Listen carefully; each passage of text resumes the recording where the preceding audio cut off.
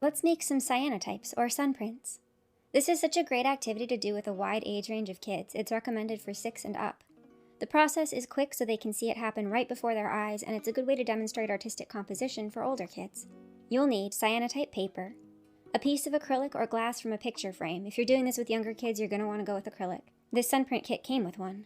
An assortment of objects like plants, ribbons, feathers, scissors, anything that interests you. Going on a nature walk beforehand could be good fun.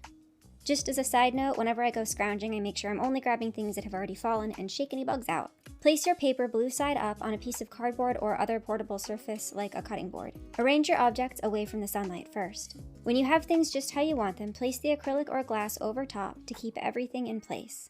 Put it in direct sunlight, either outside or in a window, for about 5 minutes.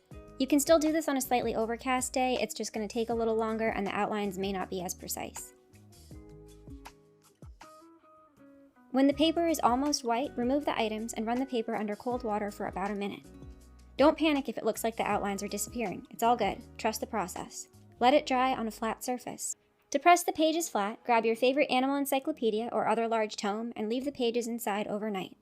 Hang it up in your home or office because holy shit, your kid's a great artist!